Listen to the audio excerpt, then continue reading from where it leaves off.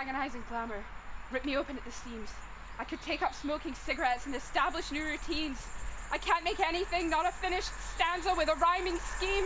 Lukewarm coffee drank, miss my appointments, miss my class. I would skip town underneath the 4:15 to Queen Street if it would make any difference at all.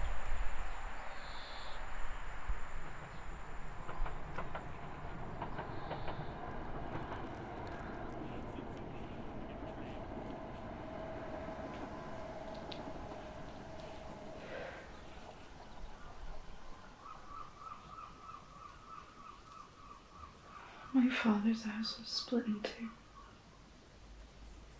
I burned that chap, and so does my mother, and that's all I know. His house never smelled like home. She never would have used his choice of incense.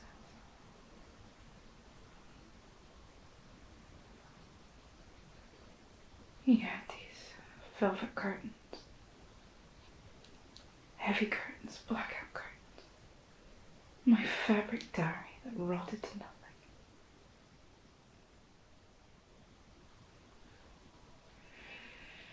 Smoke will gather and hang halfway up a room, given half a chance.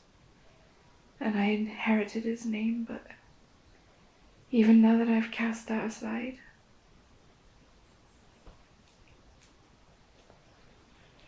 no matter what I do, this thick white light, I just catch. Every time I breathe out my burning breath.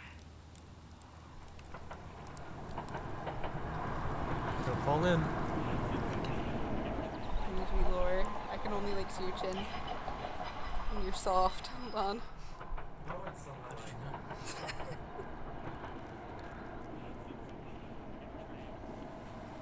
If I go like this, it'll spin really fast. If I go like this. I was always too much of a baby to ever try and go over the top. I knew I'd hurt myself. I mean, yeah. You can't really go over the top. If you're going over the top, you're going so fast, you're fucked. But that was everybody's dream, right? To go over the top of the swing. You couldn't.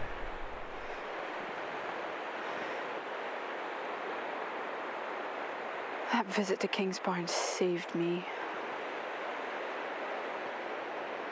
It was a function for one, and you knew that, but we got in your punchy little red car and we drove, and we drove, and we drove. And we found this new place for the two of us. Warm feet finding the tide at last, and half buried in the pools there. Witches' stones and anemones and little silver fish and the will to live. And the cliffs just tore on and on out into the ocean. And your arms were there, our arms, holding steady, circling round like the bay.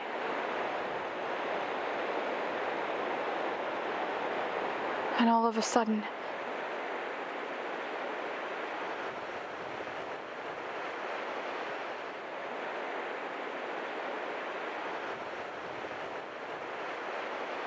I was there too. I was ankle deep in this icy cold water. And I got to be there with you.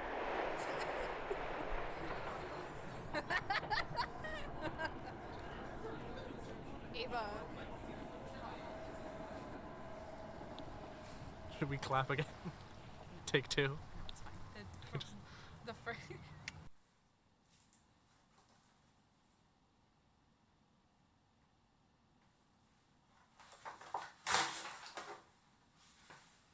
I hope that one day, when I see you again,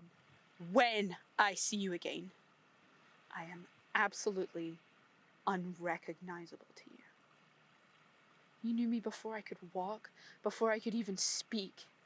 And in all the time since, I have just been trying desperately to tell everybody who I am. I'm stealing words like a church mouse steals crumbs. I feel sometimes like I'm speaking in tongues.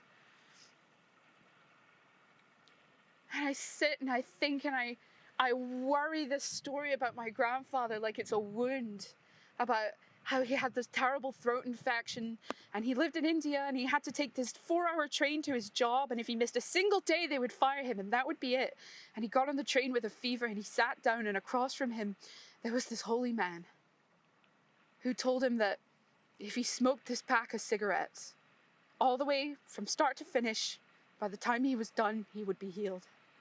And my grandfather went away and he smoked and smoked, and you smoked and smoked, and now I smoke and smoke, but I am still waiting for that payoff.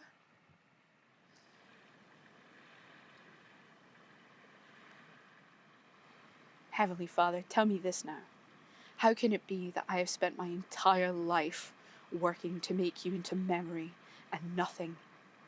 And despite my best efforts, I bear your influences wordlessly within me, and the shape of you remains.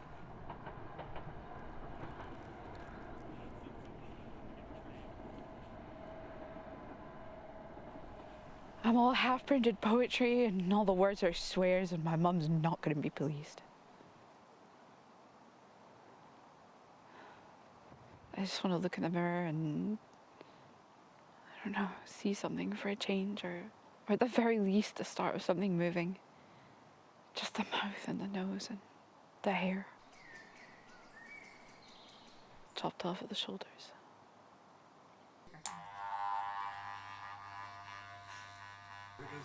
What are we doing tonight? I don't know. What are we doing tonight? Yeah, baby! Ow! This is from the soundtrack from Moonrise Kingdom.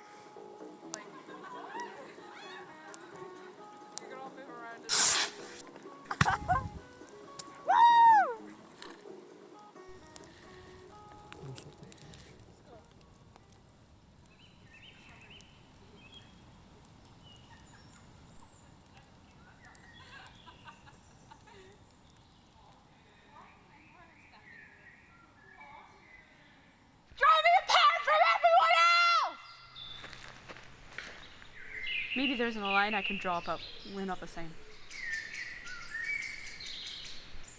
We're in the car as the world dies, and I still won't give up making.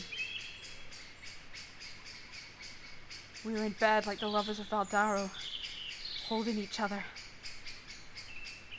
and I still won't give up speaking.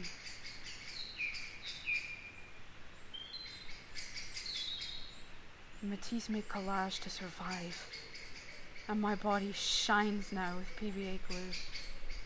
Mismatched papercraft contours, raw around the edges, soreness in the seams. Uneven maybe, but true.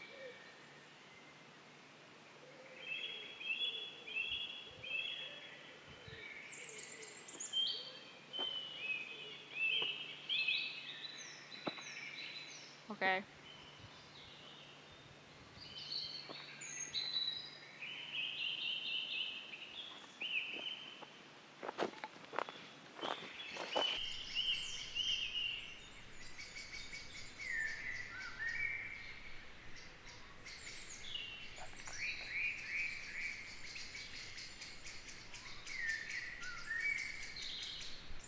Popping off.